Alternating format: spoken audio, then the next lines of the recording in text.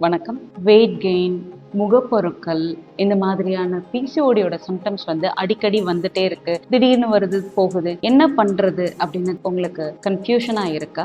என்ன சாப்பிடலாம், என்ன பண்ணலாம்னே தெரியாம கடுப்பா இருக்கா?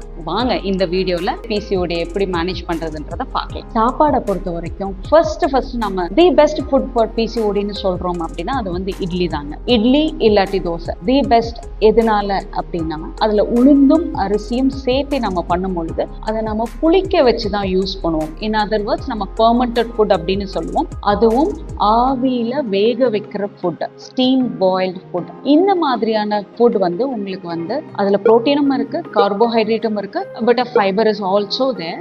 இது நம்மளுடைய வயிறு சம்பந்தப்பட்ட பாக்டீரியாக்களை மெயின்டைன் பண்றதுக்கும் யூஸா இருக்கும். இன்சுலின் ரெசிஸ்டன்ஸையும் மெயின்டைன் பண்ணும். இது one of the best foods. ஆனாலும் இதனுடைய நியூட்ரிஷன் வேல்யூவை நம்ம சேர்த்தணும், இன்னும் மதிப்பு கூட்டல் செய்யணும் அப்படின்ற மாதிரி நினைச்சீங்க அப்படின்னா கூட சிறுதானிய வகைகள், அரிசி கூட திணை, சாமை, வரகு, கம்பு, சோளம், அந்த மாதிரி வேற சிறுதானியங்களும் நம்ம மிக்ஸ் பண்ணி இட்லி பண்ணலாம். இல்ல பயிறு வகைகளையும் நம்ம கொஞ்சம் எக்ஸ்ட்ரா ஆட் பண்ணி இட்லி செய்யும் பொழுது அதனுடைய நியூட்ரிஷன் வேல்யூஸும் ஜாஸ்தி ஆகும். அடுத்தது இட்லி அப்படின்னாலே நம்மளுக்கு ஞாபகம் வருது sambar. Sambar is also one of the best foods. எதனாலன்னு கேட்டீங்கன்னா சாம்பார்ல நம்ம மெயினா யூஸ் பண்ணக்கூடிய பருப்பு தாங்க. தால் இருக்கும் அதுல, அது கூடவே நம்மளுக்கு மஞ்சள் தூள் சேர்த்துவோம். இது ரெண்டுமே நம்மளுடைய பிசிஓடியோட சிம்டம்ஸை, இன்ஃப்ளமேஷனை குறைக்கிறதுக்கு ஹெல்ப் பண்ணும். அடுத்து ரொம்ப முக்கியமானதுன்னு பாத்தீங்கன்னா கீரைகள். கீரைகளை பொறுத்த வரைக்கும் பாலக்கீரை, வெந்தயக்கீரை, ரொம்ப முக்கியமா நம்மளுடைய முருங்கைக்கீரை, இது எல்லாமே நம்ம உணவுகள்ல தினமும் எடுத்துக்கும் பொழுது பிசிஓடியோட இன்ஃப்ளமேஷனும் குறையும், பிளஸ் ஹார்மோனல் பேலன்ஸுக்கும் ரொம்பவே சப்போர்ட் பண்ணும். உங்களுடைய எல்லா உணவுகள்லையும் எந்த அளவுக்கு முடியுமோ அந்த அளவுக்கு காய்கறிகள் நிறைய எடுத்துக்குங்க.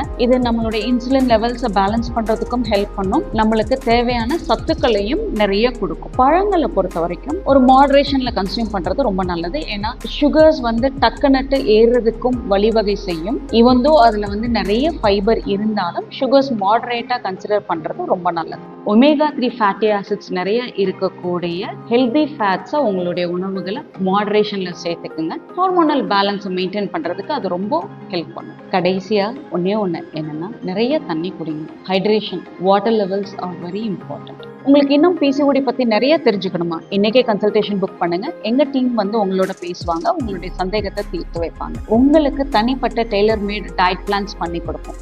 Doctor Sharmila, Disha woman wellness.